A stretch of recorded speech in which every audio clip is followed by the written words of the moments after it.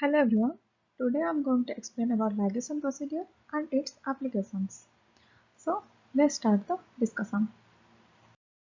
The final step in the construction of a recombinant plasmid is connecting the insert DNA, that is the gene of interest, into a compatibly digested vector backbone. This is done by covalently connecting the sugar backbone of two DNA fragments. This reaction, called ligation, and is performed by the T4 DNA ligase enzyme, which is obtained from a bacteriophage. The DNA ligase catalyzes the formation of covalent phosphodiester linkage, which permanently join the nucleotides together. Now, the ligation efficiency always depends on the ends of DNA in the reaction. Mainly, there is two types of end are produced by cleaving the restriction endonuclease. One is sticky ends and another is blunt ends. Both the vector and DNA are treated with same restriction enzyme to develop sticky ends. In sticky ends, ligation is always efficient. The ligation of sticky ends occurs by annealing of complementary overhang in which 5' phosphate group and 3' hydroxyl group into close proximity. In blunt ends, ligation is less efficient. The blunt end needs high concentration of ligase and the DNA. The mechanism of the process is explained here.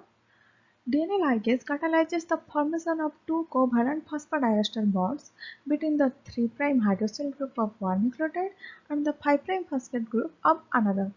The bond formation takes place in an ATP-dependent reaction.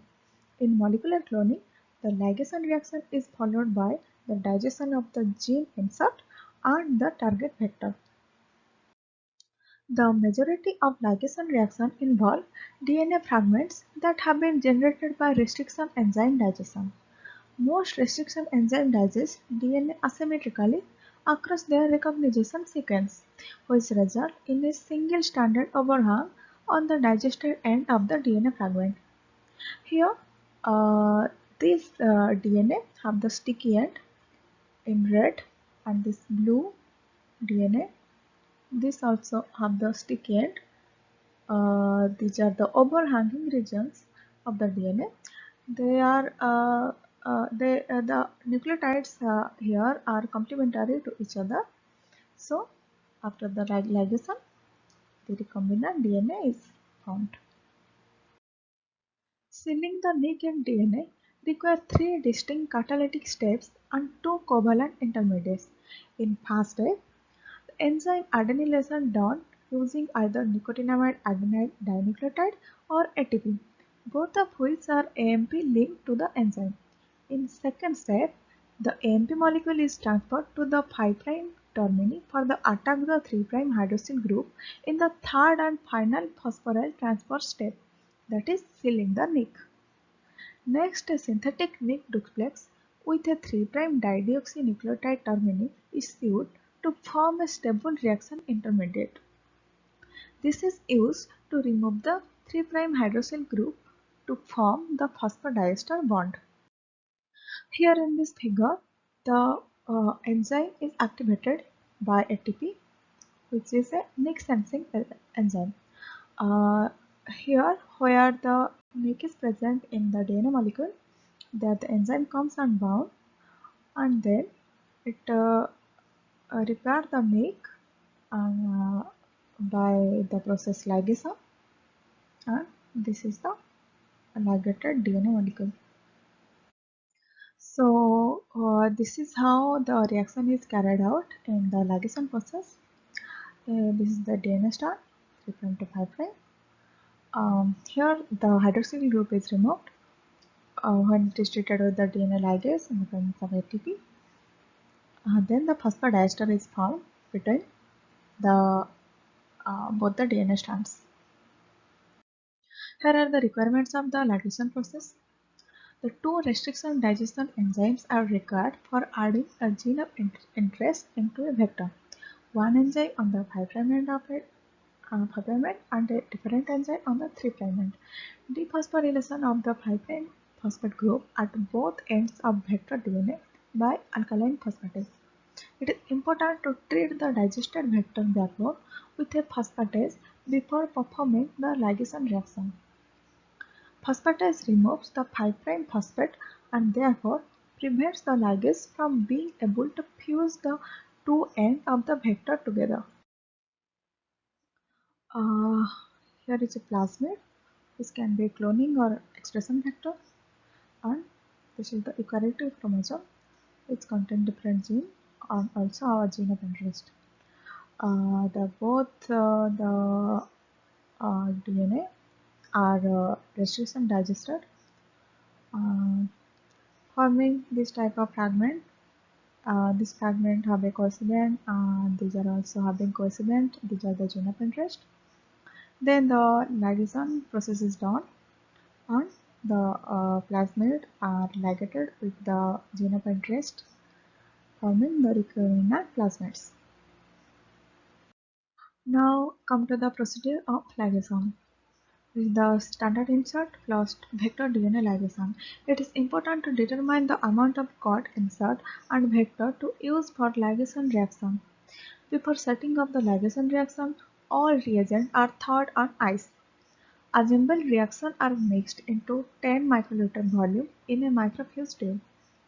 Reaction may be scaled up to 20 microliter if DNA concentration are low. Uh, Then the reagent, water, buffer, insert, vector, T4 ligase are added in order. Reagent mixed by stirring gently with pipette tip. Typically incubation time and temperature is 15 degrees centigrade for at least 4 hours. Incubation at 4 degrees centigrade for overnight gives appropriate result. A control is prepared that excludes the insert. This is prepared for detection of re-annealing due to complete vector digestion. Ligation reaction can be inactivated by incubation at 65 degrees centigrade for 20 minutes. This step is optional. Let's talk about factors that affect ligation. These are listed here. That is the amount of cot insert and vector to use for the ligation reaction, the volume of vector DNA and insert DNA used in the ligation, the size of each molecule and their concentration, the time period and temperature of incubation.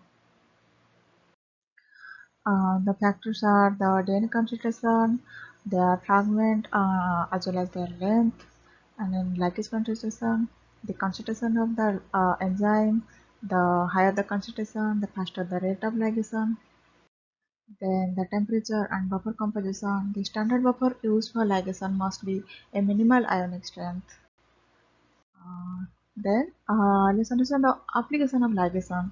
Ligation reactions are designed to promote the formation of recombinant DNA used for genetic transformation into plant, animal, and bacterial cells. Cloning is done by putting the correct end onto the DNA fragment, such as by adding linkers, by adding adapters, and by adding homopolymer tail. In this figure, here is a target DNA. There is two molecules of target DNA, and a vector is here. The restriction enzyme here used is MBO1, and here is BAMH1. Then the three type of scenario is in here. That is the combination of target and target, vector and the vector only. This is called the intermolecular because there are two different molecules. This also called concatemers, and here the vector target. This is the recombinant DNA, and here inside the vector only. The combination is done. It is called the intramolecular or cyclization process. This is the three type of ligation. So it was all about the topic. Thank you so much.